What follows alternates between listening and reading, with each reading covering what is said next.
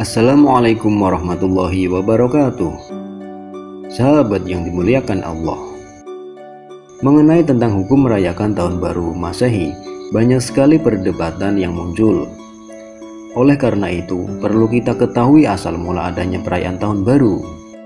Perayaan tahun baru Masehi bukan hari raya umat Islam, melainkan hari raya umat Kristiani. Tahun baru ini ditetapkan pada tanggal 1 Januari yang diresmikan oleh Kaisar Romawi yaitu Julius Caesar, yaitu pada tahun 46 sebelum Masehi. Kemudian diresmikan oleh pemimpin tertinggi Katolik yaitu Paus Gregorius ke-11 pada tahun 1582. Dan perayaan ini kemudian diadopsi oleh hampir seluruh negara Eropa Barat. Bentuk perayaan yang diadakan di Barat bermacam-macam. Ada yang beribadah di gereja maupun perayaan non-ibadah, seperti karnaval, menikmati hiburan, olahraga, menikmati makanan tradisional, dan juga berkumpul dengan keluarga. Perayaan Tahun Baru Masehi sudah menjadi agenda rutin bagi sebagian besar masyarakat di berbagai belahan dunia, tidak terkecuali di Indonesia. Penanggalan Masehi menjadi patokan waktu bergantinya tahun dan bulan. Hal ini menjadi perdebatan yang panjang tentang hukum merayakan Tahun Baru Masehi. Para ulama memiliki pandangan yang berbeda-beda.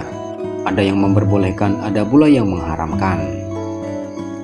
Ulama yang mengharamkan adalah bukan hanya ulama secara individu, tetapi lembaga fatwa juga ada yang mengharamkan seperti Dewan Fatwa Ulama Arab Saudi, yaitu Al-Lajnah Ad-Daimah lil Bahus Al-Ilmiyah wal Ifta, yaitu Komite Permanen untuk Penelitian Islam dan Fatwa. Mereka merupakan lembaga yang paling depan dalam mengeluarkan fatwa haram perayaan Tahun Baru. Mereka yang mengharamkannya berpegang pada sabda Rasulullah SAW. Barang siapa yang menyerupai suatu kaum, maka ia termasuk golongan mereka. Hadis riwayat Imam Ahmad dan Abu Dawud. Dari sabda Rasulullah SAW di atas, dapat dikatakan bahwa seseorang yang menyerupai suatu kaum berarti dia termasuk dari golongan mereka. Sedangkan ulama yang memperbolehkan perayaan Tahun Baru Masehi hanya atas nama individu dan belum ada yang mengatasnamakan sebuah lembaga, seperti Yusuf Al-Qaradawi, Mustafa Az-Zarqa, Ali Jum'ah, dan Quraish Shihab. Kemudian ada salah satu ulama Betawi yang berpendapat tentang hukum merayakan Tahun Baru Masehi. Menurut beliau, persoalannya bukan dalam perayaannya, namun pada kata Masehi dalam penanggalannya. Ulama tersebut bernama Kiai Haji Abdurrahim Rojiun bin Mu'alim Rojiun Pekojan, atau yang biasa dikenal dengan Abi Bismillah. Beliau tidak menginginkan umat Islam terjebak dalam perdebatan tanpa ujung tentang diperbolehkannya atau diharamkannya perayaan Tahun Baru Masehi.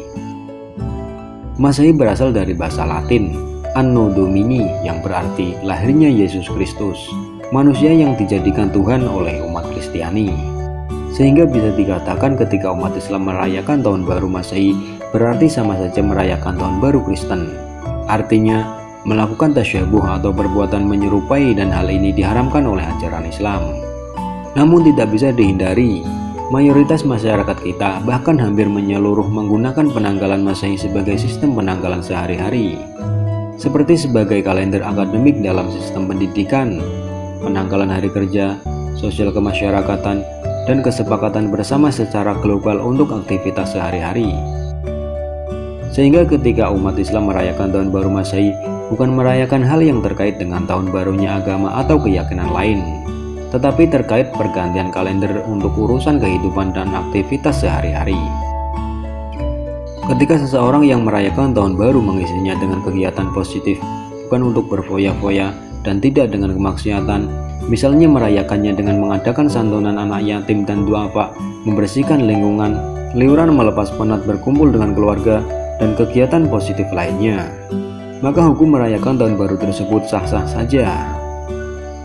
Namun jika merayakan Tahun Baru tersebut disertai dengan hal-hal yang negatif, seperti contoh minum minuman keras, berfoya-foya, dan semua hal-hal yang negatif, maka hukum merayakan Tahun Baru tersebut adalah haram. Wallahu a'lam. Semoga bermanfaat. Wassalamualaikum warahmatullahi wabarakatuh.